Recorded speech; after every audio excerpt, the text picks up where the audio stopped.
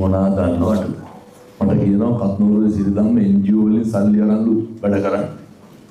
අවුරුතද එකක් කියලා දෙපහත් නූරු නිකන්ට අපෝම වෙලාගේ ඔහොමයි. NGO වලින් සල්ලි අරන් හරි කමන්නේ. කියන්නේ බනන. පැහැදිලිද මං කියන්නේ? ඕන එක තර්ජන ගර්ජනයකට. ඒ නිසා පින්නතුනි මේ බණ කියන කොටත් අපවාද දෙනවනම් කොහෙද අපවාද දෙන්නේ නැත්තේ? ඒක මේ ලෝකේ හැටි. ගෙවල් වල අපවාද නැත්. නින්දාව නැත්. ඔය කොහෙද ප්‍රශ්න නැත්තේ? එංගලන්තෙත් එහෙමයි. රැකියාව කරන කොතනද ප්‍රශ්න නැත්තේ? ඕනම රැකියාවක් කරන කෙනෙක්ගෙන් අහලා බලන්න රස්සාව අප්‍රිය කරන එකෙක් හැමතැනම ඉන්නවා. ඕනම ගෙදරකින් අහලා බලන්න පෞල් ජීවිතය අප්‍රිය කරන කෙනෙක් කොහේ හරි ඉන්නවා. කොහෙද සැනසීම තියෙන්නේ? සැනසෙන්න කියලා ගත්ත හැම තැනම වෙනසීම. අර අච්චර අපූර්වට පින්දහම් වත් පිළිවෙත් පුරාගෙන ඉන්න අපේ නාතකනේ ආරණ්‍ය සේනාසනේ නායක හඳුරු හරි කේද වාචක උනානර ඩක්කුව හදාගෙන වැටිලා. ඕකට කියමු බත. ඩක්කුවට පටවලා වැඩිලු. නඩත්තුවක් නෑලු. ඒ මොකටද ඇඟිල්ල දික් කරන්නේ නැත්තේ? මොකටද බණින්නේ නැත්තේ කියමු බලන්න. හැම එකටම බයිනවා පිටත. ඔය සමහර පැතිවල ඉන්නවනේ අර ගියපුවාම හාමුදුරුවෝ ළඟින් ඉඳලා එහෙයි කියන පිරිසක් කියනවා. ගමක මිනිස්සෙක් හිටියලු පින්නතුනේ එන හැම හාමුදුරු කෙනෙක්ගෙම මොකක් හරි අධයක් අල්ලගෙන කියනවා. දවසක් දක්ෂ පක්ෂ හාමුදුරු කෙනෙක් ආවට පස්සේ උන්වහන්සේගේ කියන්න ඇදයක් නැහැ. හැබැයි හාමුදුරුවන්ට සෙමින්දා උන්වහන්සේ බණ කියනකොට ගාල උග්‍ර පාදනවා. අන්තිමේ අර මිනිස්සයා කියවලු බණ හොඳයි සෙමනම් වැඩි කියලා. මේ මොකකට හරි මොකක් හරි කියනවා පින්නතුනේ. මහ දෙයක් වුණේ දැන් මේ ගමක ළමයි මොකක් හරි දක්ෂ පක්ෂතාවයක් මත ලෝකෙ ජය ගන්න පුළුවන් වැඩක් කරන්න ඕකටත් කියනවා. පින්නතුනේ බුදුන්ට ගල් පෙරළලා දොස් පරොස් කියපු මේ මනුස්ස සංහතියේ ඉන්න සමාජය එක මිනිස්සුන්ගේ හැටි. දැන් මේ පින්නතුනේ මම මේ යන ධර්ම දේශනා මේ පෙබරවාරි දිහා බාරගත්තුවා මේ අවුරුද්දේ. ඉතින් කියනවා මේ කම්පාණම් වෙන්නේ මේ එකපාරම බෝම් වෙලා යනවා. එකපාර නෙමෙයි. මේ අවුරුද්දකට කලින් කරපු ආරාධනා මේ. අලුතෙන් දිනයක් බාර ගන්නවා නම් කවදා වගේද දැන්. මේක දවසින් දවස වෙනස් වෙන අන්තිමේට අහන්න ඇති 2027 මම හිතන්නේ. දැන් තියෙන්නේ 28 පෙබරවාරිලා. තව අවුරුදු දෙකක් තියෙනවා. ඒ නිසා මේ මුළු ලෝකෙටම මන් දෙන පණිවිඩය තමයි සැලෙන්න එපා. අරමුණ යහපත් නම් යන ගමනේ පිළිවෙලක් තියෙනවා නම් අපි දන්නවා නම් හද සාක්ෂියට එකඟව ඒක නීත්‍යානුකූල නම් බුදුරු ගන්නන්නේ හොඳේ රටේ නීතියට අවනත වෙන්න ඕන භික්ෂුන් වහන්සේලා. කවුරු එකඟ නම් අවනත නම් කවදාවත් අනේක කියන විදියට වැඩ කරන්න එපා. එහෙම වුණොත් එහෙම අපිට අර බූරුව කරේ තියාගෙන යන්න වෙන්නේ. බූරුව එක්ක යනවනේ තාත්තයි පුතයි. තාත්තා බූරුව පිට යනවා පුතා බිමින් යනවා. මිනිස්සු තාත්තට බයිනවා මොනවා කියලාද? පුතා පයින් යනකොට තාත්තා පිට යනවා කියලා. තාත්තා පයින් යනවා ඊට පස්සේ පුතා බූරුවගේ පිට යනවා. ඊට පස්සේ පුතාට බයිනවා තාත්තා පයින් යනකොට පුතා පිට යනවා කියලා. අන්තිමේ දෙන්නම නැග්ග. ආයෙත් බයින්න පටන් ගත්ත බූරුවට බර දෙනවා කියලා. අන්තිමේ දෙන්නම පයින් යනවා. ආයෙත් බයිනවා මොන මොඩේව දෙන්නේ නැද්ද බූරුවෙ තියාගෙන පයින් යනවා කියලා. අන්තිමේ තාත්තයි පුතයි බූරුව කරේ තියාගත්තා. අපිටත් වෙන්නේ මොකක්ද? බූරුව එහෙම කරේ තියාගන්න එක එක්කන එක එක කියුවා කියලා. ඒ නිසා අකම්පිතව ජීවත් වෙන්න. කම්පා වෙන්න එපා. ප්‍රශංසා කරන කටින්මයි පිටුතුනේ මිනිස්සු නිඳා කරන්නේ. අද හොඳ කියන කටින්මයි හෙට මිනිස්සු විවේචනය කරන්නේ දොස්පරොස් කියන්නේ. කොතනකවත් නැහැ ගුණ කියන සමාජය. ඔය දැන් හැමතැනම එහෙමයි. ඔය මට ඒක අපේ පොලිසිය OIC මහත්තයෙක් කියනවා හාමුදුරුවනේ පුදුම විදිහට කේලම් කියනවලු උදේට ඇවිල්ලා. පුදුම මට මේක හමුදාවේ CEO කෙනෙකුත් කිව්වා ගාමට්ටේ HR මැනේජර්ත් කිව්වා. බුදුම විදිහට අනේකගේ වැරදි කියනවා. ඉතින් මේ මිනිස්සු මගෙන් අහනවා හාමුදුරුවනේ මේ කිසි කෙනෙක් හොඳට වැඩ කරන්නෙම නැද්ද කියලා. හොඳට වැඩ කරනවා හොඳට කරන ඒවා කියන්න කෙනෙක් නැහැ වෙනතදී. මිනිස්සු යහපත් දේවල් කරනවා. කරන යහපත් දේවල් කියන්න කෙනෙක් නැහැ. එනිසා මම ආයෙත් පාරක් මේ පින්නතුන්ට යෝජනා කරන්නේ බණ පටන් ගන්න කලින් ඔය වැරද්ද පේන්න එළියට දෙන්න එපා. යහපත් දේ සමාජගත කරන්න. ඔය දැන් බෙල්ල ලුක් වෙනවා තව ටිකකින් වගේ හොඳයි. මේ වෙලේ ඉඳන් බෙල්ල අදෝ වැඩ. දැන් කියන්නේ මම කටවා කියලා. හරි ඒ පරීක්ෂාකාරී භාවයේ තියෙන්න ඕන. මතක තියාගන්න. කාලෙකින් හම්බෙච්ච මිනිසත් භවයේ තුල මිනිස්සු වෙලා උපදින්නම මේ චතුරාර්ය සත්‍ය අවබෝධ කරගන්න පාරමිතා පුරන්න. මිනිස්සු වෙලා උපදින්නම මොකේද? නිවන් දකින්න යන ගමන එලිපෙහෙලි කරගන්න. ඒ ගමනේ හරිය වැදගත් සාධකයක් සම්දිස්ථානයක් තමයි ඔය ලබාගත් මිනිසත් භවය. ඕකේ. හෙට ඉඳන් පුරුදු වෙන්න ඕනේ. මොනවාද අපෙන් කරන්නේ අකුසල කියලා තේරුම් ගන්න. මොනවාද ඇත්තටම පින්නතුනි අපෙන් සිද්ධ වෙන අකුසල වලට කියලා තියෙන්නේ. අය මිනි මරනවද නැහැ? හොරකම් කරනවද? නැහැ. එහෙම බැලුවොත් එහෙම වෙන පාපයක් තියෙනවද? මිනිස්සුන්ගෙන් වැඩිපුරම පව් පිරෙන්නේ ඔය කටවල් පරිස්සම් නැති හින්දානේ. හොඳට කට පරිස්සම් කරගන්න. මිනිස්සුන්ගෙන් වැඩිපුරම පව් පිරෙන්නේ වෙනදට අපි කරන දේවල් වලටද අනුන් කරන දේවල් වලට. දැන් ඔය පැත්තෝ කවදාවත් අපි කරන වැරද්දකට කේන්ති අරන් තියනවද? අවිස්සෙන්නම කවුරු කරන වැරදි වලට අනුන් කරනවට නෙමෙයි. මතක් කරන්න මම කරපු වැරද්දකට මට කේන්ති කියපු දවස දැන් මහදයක් ඕනේ ඔය කුස්සියේ ඉන්නකොට පිගානක් කෝපයක් බිදෙනවා. කාටවත් සද්ද ඇහුන්නේ නැත්නම් හිමීට කටුර වෙදික් ගන්න. ඒ වගේද අපි සාලේ ඉන්නකොට කුස්සිය වෙන කවුරු හරි බිදලා අහුනොත් එහෙම. බෙරියක් දෙන්නේ නැද්ද මුළු ගේම කන්න ගන්න. මිනිස්සු ඇවිස්සෙන්නේ මොකේද?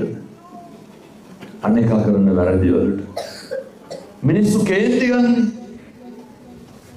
දැන් ඔය කවදා හරි කුණුහරුපෙන් බැන්න නම් බැන්නේ කාටද? අපිට දානුන්න. පව් පිරෙන්නේ කාටද? මොකටද යනුන්න කුණුහරුපෙන් බැලලා පව් පුරව ගන්න? අපි අපිට කුණුහරුපෙන් බැන ගන්නවද? මිනිස්සු වෛර කරන්නේ කාටද? අපි අපිට වෛර කරනවද? මිනිස්සු වෛර කරන්නේ අනුන්ට. පව් පිරෙන්නේ කාටද? අපිට. මිනිස්සු ඊර්ෂ්‍යා කරන්නේ කාටද? කවදාවත් ඔයත් උන්ට ඊර්ෂ්‍යා කරගෙන තියෙනවද? කාටද ඊර්ෂ්‍යා කරන්නේ? අනුන්ට. මොකටද අනුන්ට ඊර්ෂ්‍යා කරලා අපි පව් පුරවගන්නේ? පද හැදුවනම් හැදුවේ අපිට අනුන්ට. ගතු කියන්නේ කවුරු ගැනද? අපි කියන්නේ අනුන් ගැන. කේලම් කියන්නේ. අද කියමු බලන්න අපි ගැන කියන එක. අපිට කියලා කරගන්න මොන හරි තියෙනවද? මිනිස්සු සැක කරන්නේ කාවද? අපිව දනුම්වද? අඩුම තරමේ අපිට කියලා කරගන්න කිසි දෙයක් නැහැ. ජීවිතේට අපි අපිව සැක කරලා තියෙනවා. මොකටද පින්නතුනේ අනුන් ගැන සැක කරලා අපි බුලත්තු වෙන්නේ? ඔය සමහර කොල්ල කුරුට්ටෝ ඉන්නවා අපේ තරුණ මහත්තුරු. පින්නතුනේ කවදාවත් ජීවිතේ තමන් ගැනවත් දෙමව්පියෝ ගැනවත් කම්පා වෙන්නේ නැහැ. ජීවිතේ කවදාවත් ගෙදර ගැන පවුල ගැන වද වෙන්නේ නැහැ. ඒ වුණා මේ කොළොන් ඉතින් මහ ගොංකම්. ඒ තරුණකම තියෙන්න බෑ. ඒ පෞරුෂය තියෙන්න බෑ. ඒ ගම්බොල පැත්තේ ළමයි එහෙම නැතුව තෙල් සමහර විට මට මේ හිතෙන හින්දා මම මේ කියන්නේ. හොඳ පෞරුෂයක් තියෙන්න ඕන. දැන් ඔය කෝල් එක ආවේ කාටද? ඒ වුණාට කේන්ති යන්නේ කාටද? ෆෝන් එක අයිතිකාරයටද වඩ පිටා මිනිස්සුන්ට? මොකටද යනුන්ට එන කෝල් වලට අපි කුලප්පු වෙන්නේ? පුරුද්ද මොකද්ද? අනුන්ගේ දේවල් හොයන එක තරම් රුචියක්. මේ කාටවත් දෙන කෝල් එක. ෆෝන් වල කෝල් එක නැත්තම් වෙන මොනවද? එක එක ස්වභාවයනේ. හැම එකකම ස්වභාවය අඳුර ගන්න පුරුදු වෙන්න. හැම එකකම தත්ත්වය තේරුම් ගන්න පුරුදු වෙන්න. ඒ නිසා මම අපේ තරුණ මහත්තුරුන්ට මුලින්ම යෝජනා කරනවා. හැම පුද්ගලයෙකුගේම ස්වභාවය தත්ත්වය තේරුම් ගන්න. ඔය තථාගතයන් වහන්සේ සරත් නුවර වැඩ ඉන්නකොට ඇතිවෙච්ච ගැටලුවක් තමයි ප්‍රශ්නයක් තමයි දුන්නදුනේ අර මොනවාද මංගල කාරණා කියලා. ඔබ දෙයයන්ට ඇති වුණා මිනිස්සුන්ටත් ඇති වුණා. ඊට පස්සේ කොහාටද බුදුහාමුදුරුවෝ ගාවට යනවා. ගියපු ගමන් තථාගතයන් වහන්සේ ඉස්සරලම කියන්නේ මොකක්ද? බුදුහාමුදුරුවෝ ඉස්සරලම පෙන්වන්නේ මොකක්ද? අනේකගේ தත්ත්වය තේරුම් ගන්න ඕනේ. මොකක්ද தත්ත්වය? සත්පුරුෂද අසත්පුරුෂද කියලා තේරුම් ගන්න ඕනේ. අසේවනාච බාලාන. බාලය අසුරු නොකළ යුතුයි. මරණකම් ඔබ තේරුම් ගන්න බෑ. මේ වෙන තාක් ජීවිතයේ තට්ටුව දැම්මනම් දැම්මේ පිට මිනිස්සුද ළඟ හිටපු මිනිස්සු. රිද්දුවනම් රිද්දුවල් පවුලේම ආයත පිටස්තරයද. පැහැදිලිද අඳුර ගන්න බෑ අපිට. හෙටත් රැවටෙනවා පින්නතුනේ ඕන. හිත කියන වංචාකාරයාට රැවටෙන්න එපා. ඔය දැන් කතර පහුගිය දවස්වල කැලණි කැම්පස් එකේ මේ පැත්තේ කොල්ලෝ ගංජා ගහනවද නැහැ? නැත්තරම නැහැ නේද? නෑ බොහෝ පැතිවල කොල්ලෝ ගංජා ගහනවා එක එක කරනවා ඒකයි. අර කැලණි කැම්පස් එකේ කෙල්ල මරුවණියේ පෙරේදා මැදවච්චි අම්මට පොරෙන් කෙටුවා. එතකොට කොළඹ තුරකතරක පිටිය දැන් අවුරුදු 3ක් ඇති. එතන මේ රොයල් එක තියෙනවා තුරකතරක පිටිය තියෙනවා හැබැයි කැම්පස් එක තියෙනවා. කතා කරා මේ පෙම්වතියට කතා කරා. කෙල්ල සයන්ස් ෆැකල්ටි එකේ සර්ප්‍රයිස් කියලා. පිටිපස්සෙන් බීයේ ගෙනලා කොල්ලන්ලා මරුවා. අවුරුදු 3ක් විතර ඇද්ද. මේ කියපු හැම එකක්ම මේ පාප කර්ම රැස් වෙලා තියෙන්නේ. අනේකගේ தත්ත්වය තේරුම් ගන්න බැරුව නෙමෙයි. පුරුදු වෙන්න. අනේකගේ தත්ත්වය තේරුම් ගන්න. එහෙම නැත්නම් අපිට විනාශයක් වෙනවා. මම පින්නතුනේ දිල්ලි විශ්වවිද්‍යාලේ ඉගෙන ගන්නකොට මම මේ තරුණ මහත්තුරුන්ට කියන්නේ. ඒක අපේ මේ කොල්ලෙක් හිටියා ඔය පංජාබ් උදේ පාන්දර හාමුදුරනේ මට ඇහෙනවා පන්ති මේක හයියෙන් කුණාරපෙන් බයිනවා. ඒ වචන දෙක තුන තේරෙනවා. හින්දින් බයි. මොනව කාටද වසින් බයින්නේ කියලා. පස්සේ කියනවා හාමුදුරනේ තව වෙනකන් ඩේටා ඔන් කරලා නැහැ. කාටද මේ බයින්නේ? මේ යාළු වෙලා ඉන්න ගෑනු ළමයාට. මොනව පිස්සුද කියලා. ඒ කුණාරපෙන් බයින්න ගෑ ගහන්නේ. දැන් සමහරක් මේ කොල්ලෝ ඉන්නව අත කපා ගන්නවා. මේ නම් එහෙම නැතුව ඇති. එන්න ගොන් ගාපු නැවුද කොහෙද? මේ කොල්ලෙක් වුණාම එහෙම වෙලා හරියනවද? හොඳ අභිමානයක් තියෙන්න බෑ. කන්නදෝ ඉන්නවා. සතියක් විතර තියන්න කන්න දෙන්න බලන්න. අබුරට කන හැටි වෙන්න. මම මේ තරුණ මහත්තුරුන්ට තරුණියන්ට කියන්නේ රැවටෙන්න එපා. පහුගිය දවස්වල ඔය තරුණියක් කතා කරලා කියනු අවුරුදු 19. අපේ මහත්තුරු මේ ඕන තරම් අහනවා හැමදා ඔය කොළර අවුරුදු 27යි. කෙල්ල කියනවා හාමුදුරුවනේ මේ මම දන්නේ මාස 3ක් විතර ගිහිල්ලා බබෙක් හම්බෙන්න. කාටද? ඒකෙල්ලමයි අහනවා මම මොකද කරන්නේ? කොල්ලා කියනවලු බඳින්න බෑ කියලා. මේ එකිනෙකාගේ තත්වයන් තේරුම් ගන්න පුරුදු වෙන අහුවෙන්න රැවටෙන්න එපා. කොච්චර වෙනවද? දැන් අම්බුලාවට. ඔසේරම් බන්දියා බෙන්නේ. කහද බඳුවේ ඔසේරම්.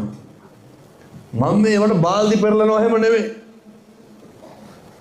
පින්නතුනේ මේ වගේ අවසානයේ සියදි වෙනසා ගැනීම. පොලිසියට කොච්චර එනවද වුණේ?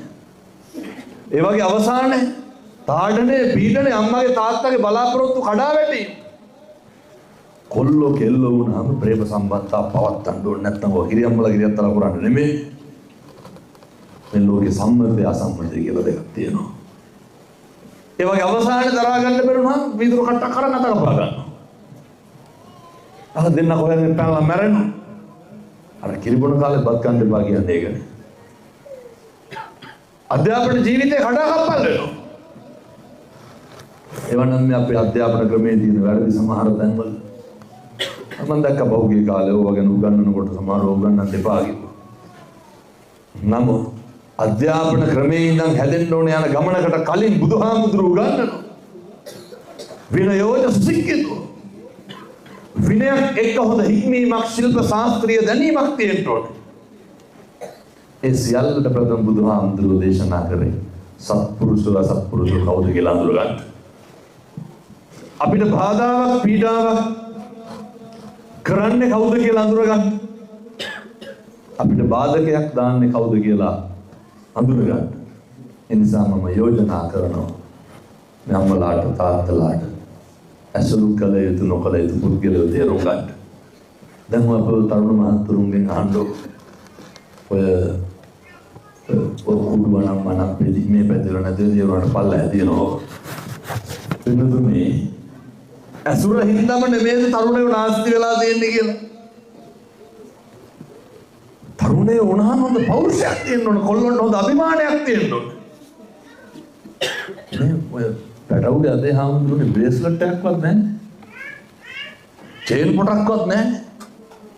කොල්ලොන්ට තියෙන්න දැන් ගේ හාමුදුරුවනේ සල්ලි නැහැ කියලා. නෑ. අවුරුදු 5ක් 6ක් 7ක් ගිහිල්ලා හැල්ල බලනකොට ඩෙනිම් කලිසම් 4ක්වත් නෑ අදින්න. මේ සල්ලි හොයන්න ඕනේ.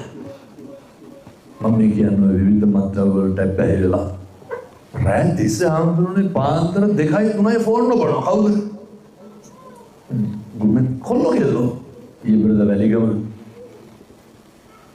තාත්තා කෙනෙක් කියනවා හාමුදුරුවනේ කොල්ලමට අයින් දාවලු බියේ. ඇයි?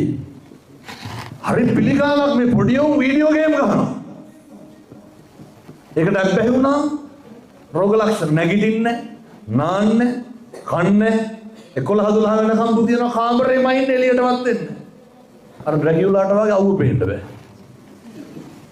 නෑ මෙහෙල්ලනේ අතුල්ට වෙලා ඉන්නේ. ගෙයක් දොරක් අතු ගන්න නැහැ, රෙද්දක් හොද ගන්න නැහැ, බුදින කොට උරේ හොද ගන්න නැහැ. බෙසිට ජීවිතේ හොදනවා. අපුරුවට කලිසම ගලවලා දොරට මිසික් කළා යනවා හොදලා දින ගැඳගෙන. මේ තරුණය වුණා මෙහෙ වෙලා හරිනවා. මම නිසා මේ තරුණ මහත්තුරුන්ට කියන්නේ සත්පුරුෂ පින්වත් තරුණේ ඔය තරුණ කාලේ හැමදාම තියෙන්නේ නැහැ. හොඳ පෞරුෂයක් අභිමානයක් පිරි තරුණයෙක් වෙන්න සම්බුද්ධ ශාසනය වෙනුවෙන් වැඩ කරන්න අම්මා තාත්තා විඳින දුක මේ කොල්ලොන්ට තේරෙන්නේ නැහැ. මේ වතු කණුතු ගානේ සීතලේ පින්නේ දේවතු ගානේ කුඩල්ල කකා තල ලේ වැක්කිරි හැතැම්ම ගණන් පල්ලෙහාට පයින් ගිහිල්ලා අවුරුදු කීයක් මේක තරුණයෙකුට තේරෙනවද? අපි වඩාගෙන අම්මලා කී පාරක් මේ කන්ද බහැලා ඇද්ද නැගලා ඇද්ද? බඩේ ඉන්න තියෙන කාලේ ඉඳන් ඒ කාලේ ලයිට් වතුර පාරවල් නැහැ නේ හම්දුරනේ. දැන් මේ කඳු කරේ මම මේ මෙතන විතරක් නෙමෙයි මම පැත්තේ මෙහෙම. මේක තරුණයෙකුට තරුණියෙකුට මේක තේරෙන්නේ නැහැ. දැන් අවුරුදු 10කට 15කට කලින් මෙහෙම පහසුකම් තිබ්බේ නැහැ, ටෙලිෆෝන් එකක්වත් හරියට නැහැ.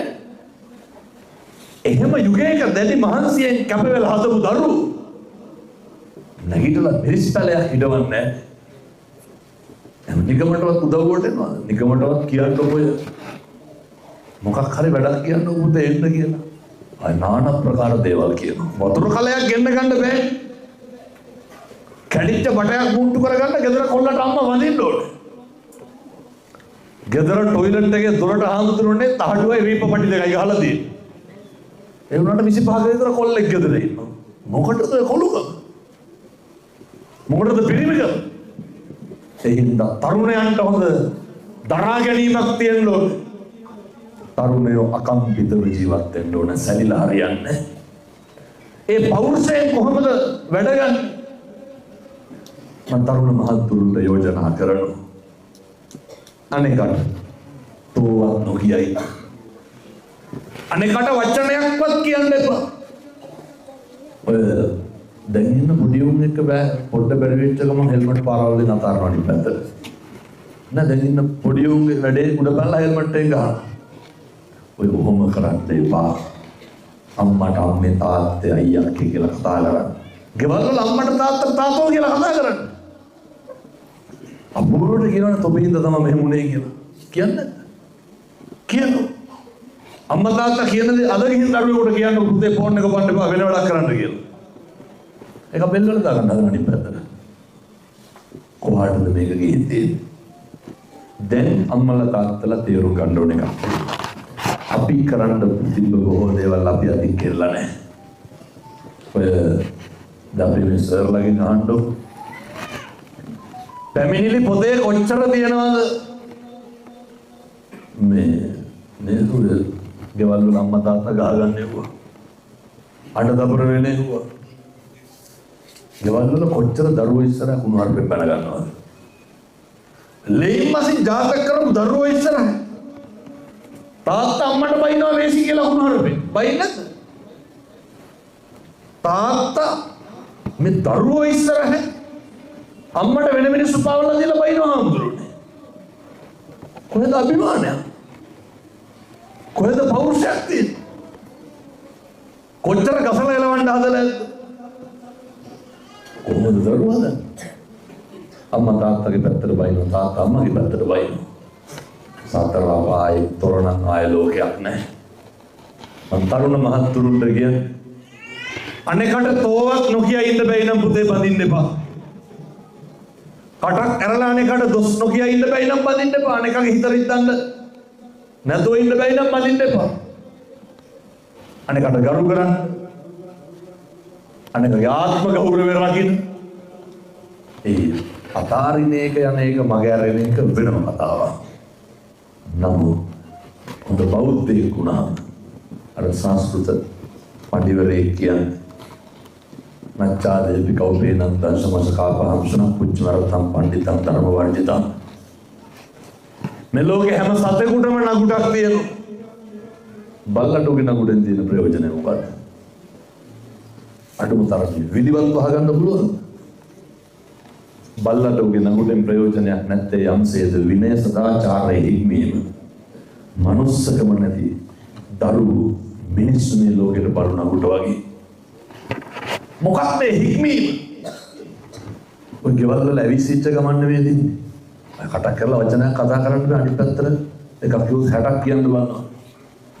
කිසි කෙනෙක් නිමෙන්න බලන්නේ හැම කෙනාම ඇවිලෙන්න බලන්නේ. එන්නදුනේ හරි සංනිවේගයට.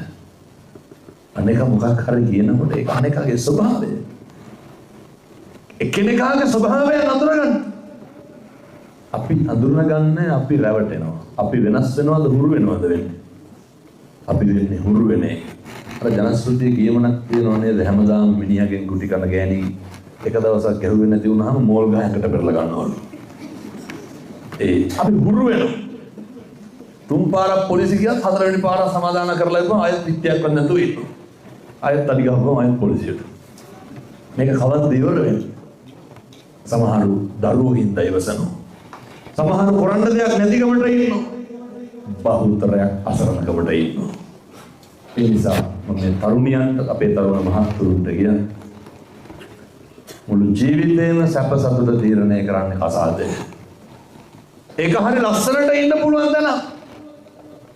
මරණකම් සතුටින් ඉන්න පුළුවන් තැනක් කසාදේ. ඒක අර එකිනෙකාගේ අහුවෙන විදියට තමයි ප්‍රශ්න. අර මතකද අර මම කියලා තියෙනවා එක පොළකට පින්නතුනි බූරුවෙක් කියනවා බූරුවට හමක් ගහලා රත්තරන් කාසි වසුරු දානවා කියලා. පොළේම මිනිස්සු පොර කනවා මොකා ගන්නද? අර වසුරු දානකොට රත්තරන් කාසියන බූරුවා ගන්න. අර බූරුව කොහෙද රත්තරන් කාසි වසුරු දාන්නේ? මුදලාලි කෙනෙක් වැඩි මිලට අරගෙන ගිහිල්ලා ගෙදරින් තිබ්බා.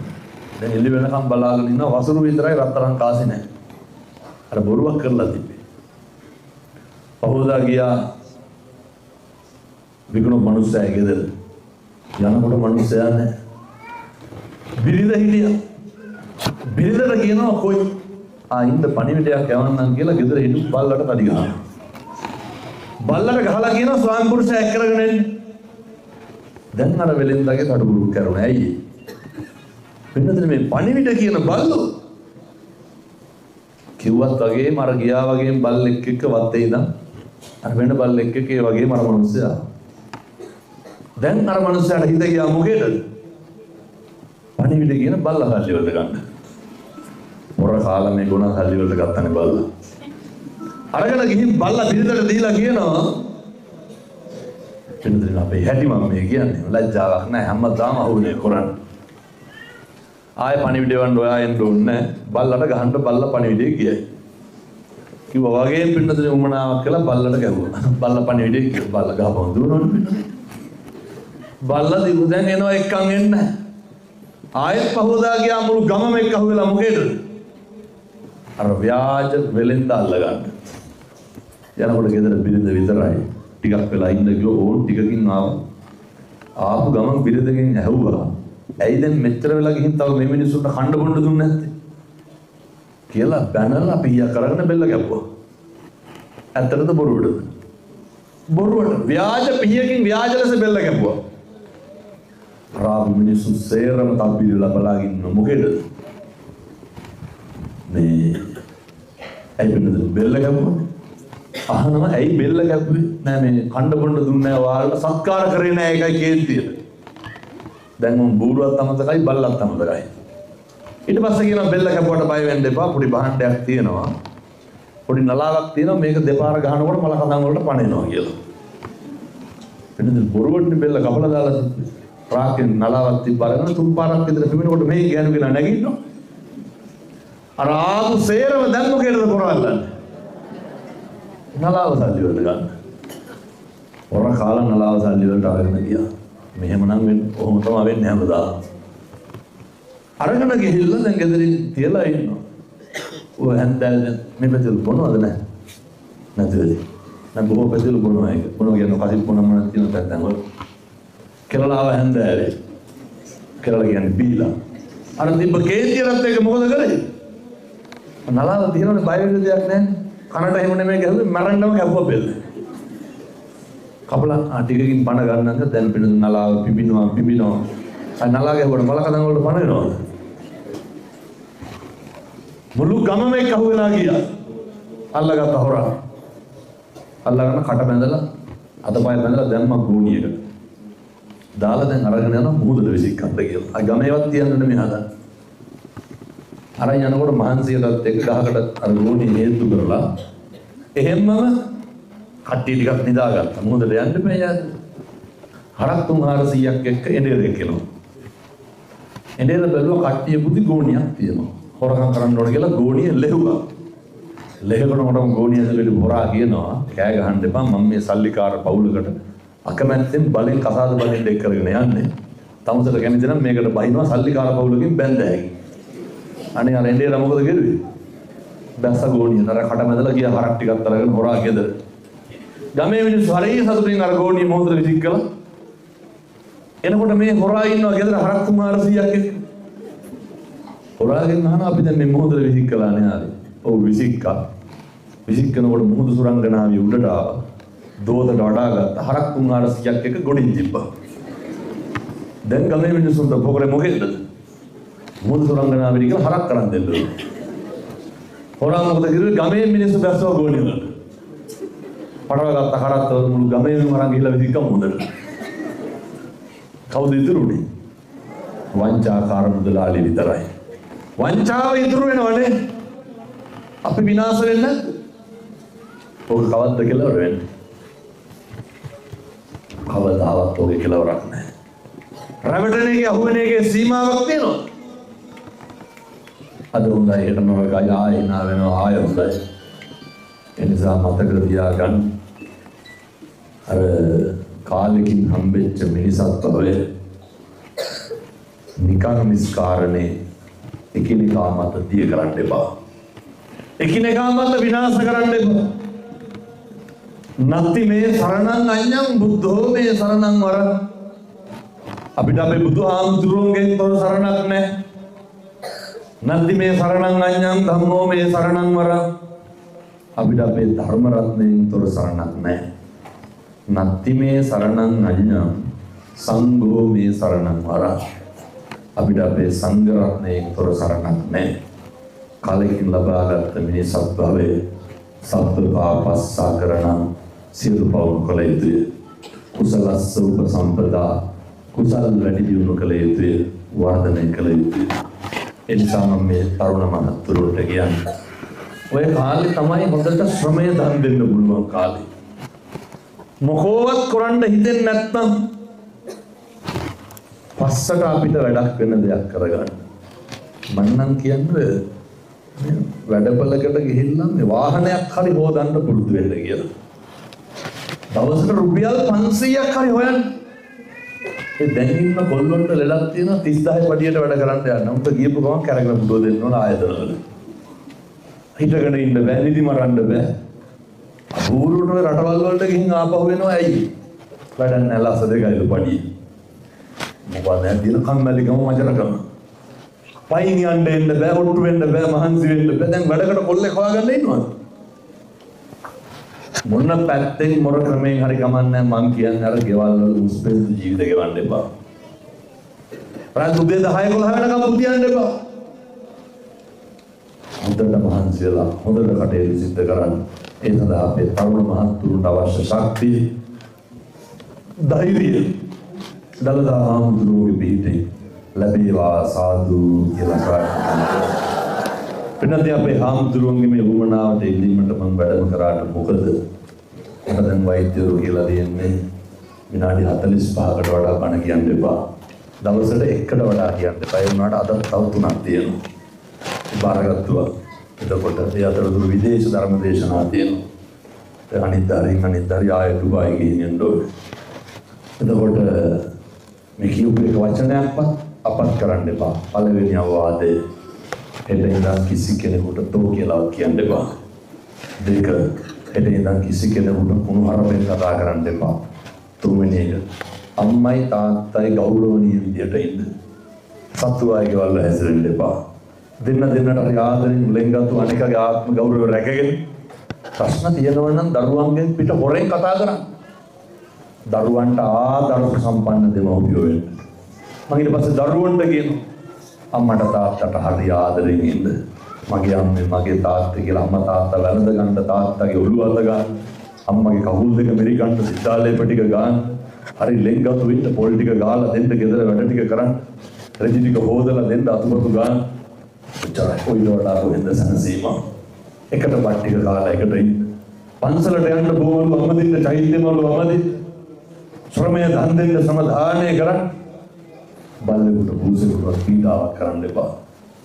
පුළුවන් නම් මාසෙකට සැරයක්වත් පවුලම ගිහිල්ලා පේවා සමාදන් වෙන්න. රුපියල් 100ක්වත් වියදම් වෙන පින්කමක් කිව්වද? මේ සියල්ල සිද්ධ කරන්න අහස් වෙහෙරට රැස් වෙච්ච අම්මලා තාත්තලා සියලු දෙනාටම ඉදිවෙන අහස් වෙහෙරේ සෑරදුන්ගේ ආනුභාවයේ චිත්ත ශක්තිය කායික ශක්තිය වඩා වර්ධනය වේවා. උතුම් චතුරාර්ය සත්‍ය ධර්මයන් අවබෝධ කරගන්න මේ පින් හේතු වේවා. වාසනාව වේවා සාදු කියලා පිළිගන්නවා. ඒ වගේම අපි සියලු දෙනා මම ප්‍රාර්ථනා කරනවා මම කියන බණ පදයක් ගානේ මේ ආශ්‍රය සෑරදුන් වහන්සේ මේ උතුම් වූ පින්බිම ඉතා ඉක්මනින් ඉදි වේවා සාදු සාදු සාදු. ඒ සඳහා අවශ්‍ය ශක්තිය ධෛර්යය අපේ හාමුදුරුවන්ට ලැබෙන්න ඕනේ. උන්වහන්සේ මේ සම්බුද්ධ ශාසනය වෙනුවෙන් මේ අහස්සෙහෙර විතරක් නෙමෙයි අහස්සෙහෙරට වඩා දෙයක් මෙතන වෙනවා. හදන බිල්ඩින් වලට වඩා දෙයක් මෙතන වෙනවා. ඒ තමයි පොඩි හාමුදුරුවෝ හදන එක. චෛත්‍ය 1000ක් ඇදී හැකි. පොඩි හාමුදුරුවෝ හදන්න බෑ. පන්සල් ලක්ෂයක් ඇදී හැකි. පොඩි හාමුදුරුවෝ හදන්න බෑ. ඒ නිසා